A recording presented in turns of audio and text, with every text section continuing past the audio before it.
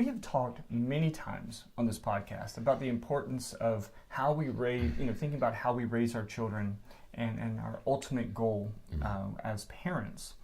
And today we're going to review an article or talk about some of the points in an article that maybe challenges the way that we think about, at least the terms that we use in regards to how we're parenting children. Right. The title is Don't Raise Independent Children. As human beings, we are social creatures incapable of being truly independent. Right. This was written by Jim Taylor. Dr. Jim Taylor. Not to be confused with James Taylor.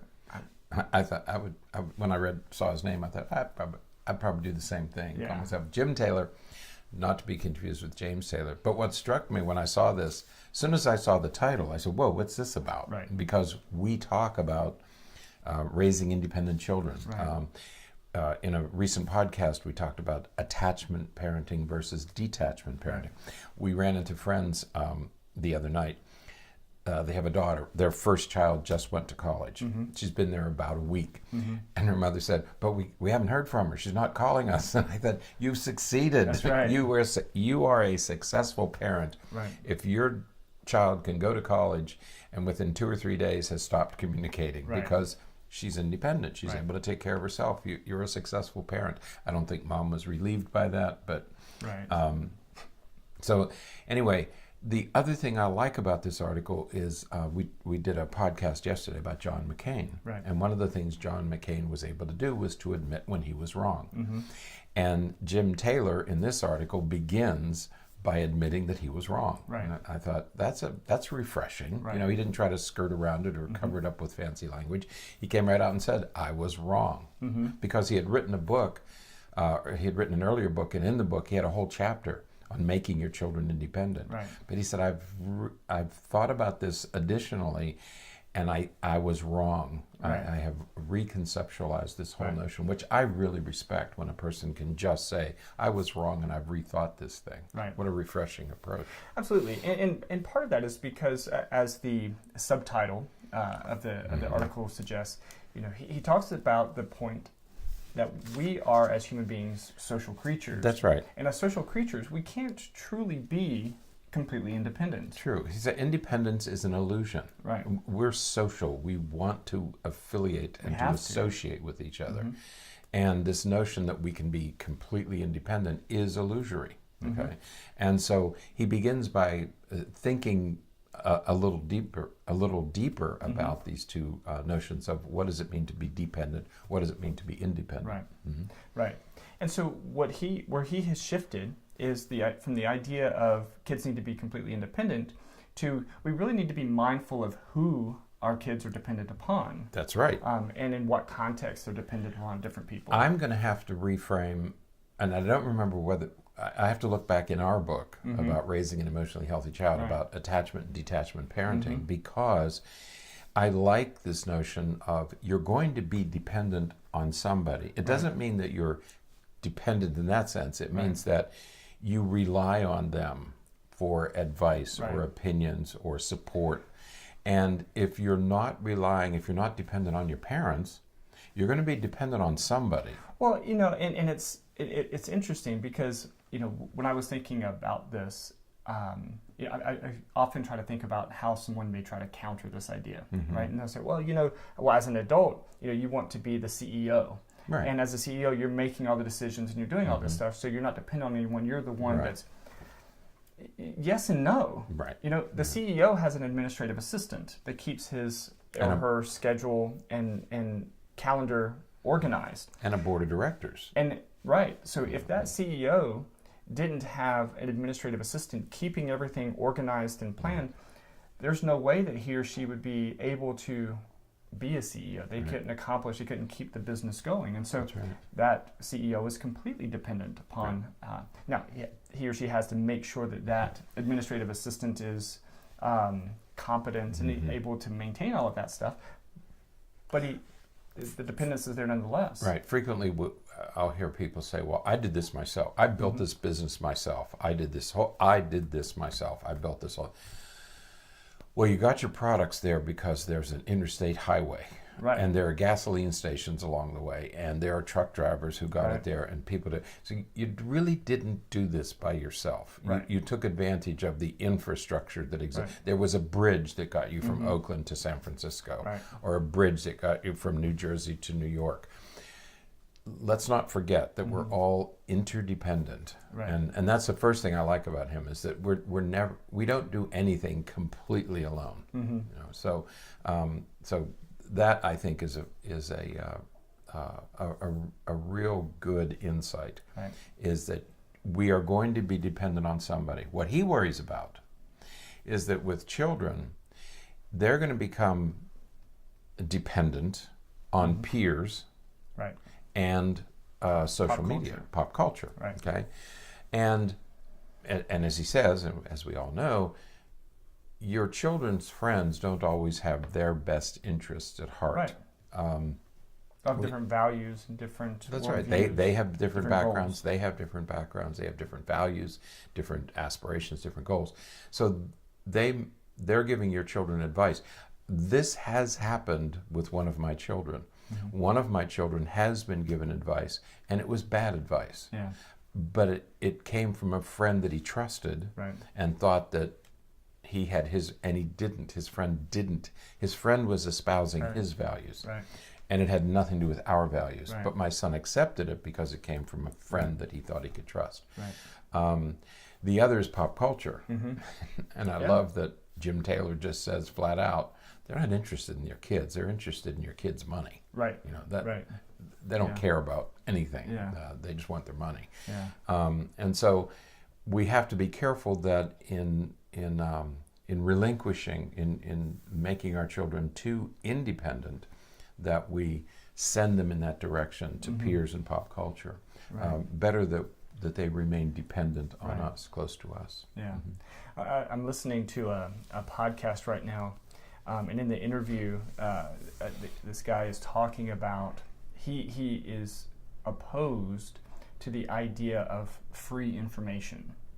He doesn't like the fact that everything, we have access to all of this information and it's all free. And he says on the surface it looks really good. It's great, you know, that you can jump online and you can Google search something and you can find anything you want.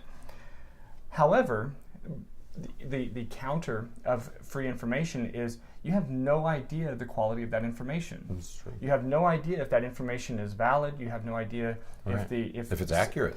Right. And so, when It's an interesting concept. Right. And so when we have this sort of free medium, it sort of opens the door to exactly what we're talking about, that we're going to become dependent upon information that we're getting online. How many times does that happen with our patients? Sure. They'll do a Google search and they'll say, oh, well, I need this medication.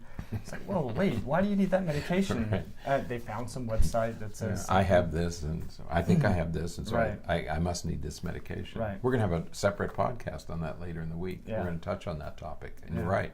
Well, that's why in academic settings, students are prohibited from citing Wikipedia. Right. Because Wikipedia, anybody can add to Wikipedia. It doesn't have to be accurate. Right. You just add to it. Yeah. It can be corrected later, but the Wikipedia monitors. I don't know what they. I don't know what they are. Call Right. people who work for Wikipedia or work to try to make sure that it's all as accurate as possible. But yeah, anybody can. Right. Anybody can add to it. I Yeah. mean, you can do that whenever you want. So, in academic settings, students are discouraged, prohibited from citing Wikipedia because we can never be sure of its accuracy. Right. So, but we don't apply that same standard to ourselves. Right. Right. So he redefines dependence and independence. Right. Okay, and then he moves on to a different notion, because he moves from making children independent to making them self-reliant. Right. And that really is a more accurate Right. goal that I think all of us we use the word independence, but I think most of us Right. probably really wanted self-reliant children, not independent children. Right. Right. Yeah. And so the difference here is, so if I have a problem, if I have an issue, Right. say, if I was completely independent, I would be left. The expectation to be truly independent would mean that I would have to solve that problem without the help of anyone else or any other resource or anything like that. I would have to be independently capable of solving that problem. Right. On the other hand, if I have self-reliance, that means I rely on myself to figure out how to solve the problem. Right. I may seek the help or support from somebody else because I'm not worried about the idea of being dependent upon someone. That's right. And the more that you think about it, those words are pretty harsh. You know, when you think about dependent, Right. I'm going to be dependent on someone. Well, if you have a medical issue and you go to your doctor, you're dependent upon your medical doctor to provide you good information. If you have legal issues, you're going to be dependent on the lawyer or the attorney to provide you good information, good recommendations. So we are dependent on these people. We can't solve those problems completely in a completely independent sense.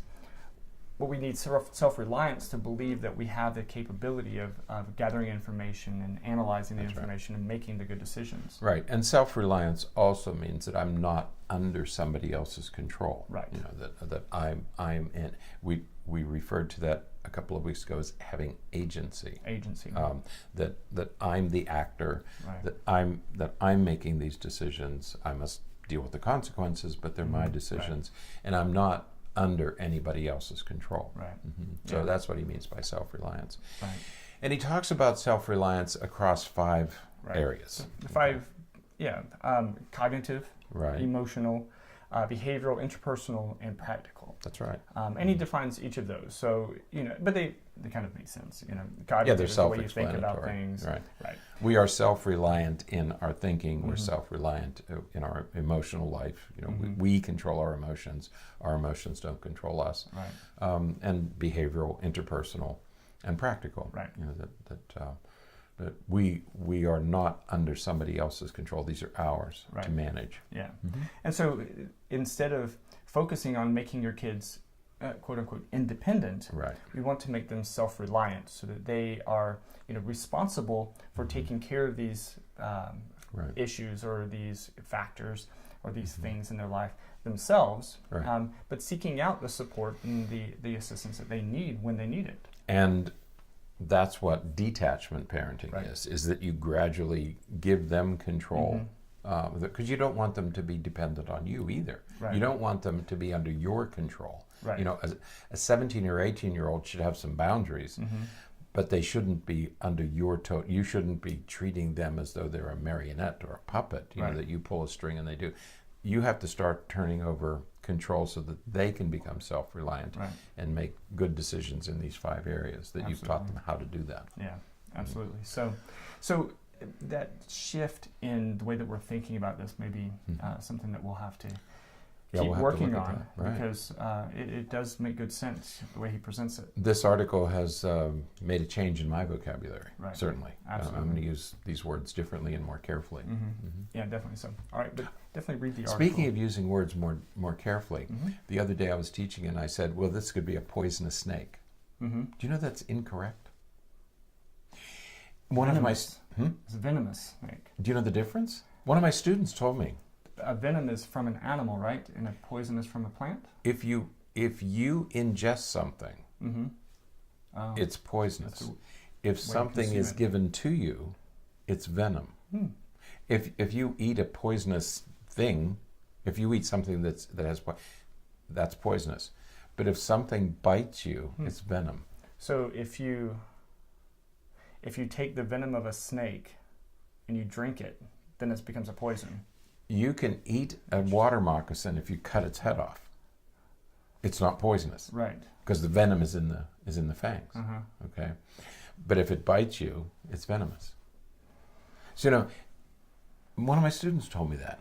That was worth going. We are 512 episodes in, and it's the first time I think we've ever talked about eating a water moccasin. No, I was fascinated. Something new every day.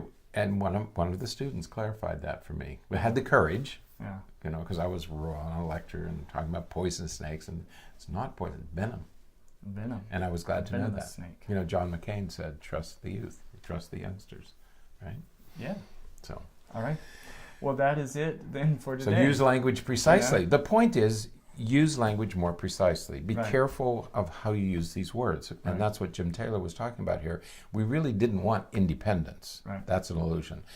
We wanted something else. Right. So use words precisely. Yeah. Mm-hmm. And don't eat the head of a And water don't- moccasin. Don't eat the head. So, all right. Until next time, stay happy, stay healthy, and forget to be afraid.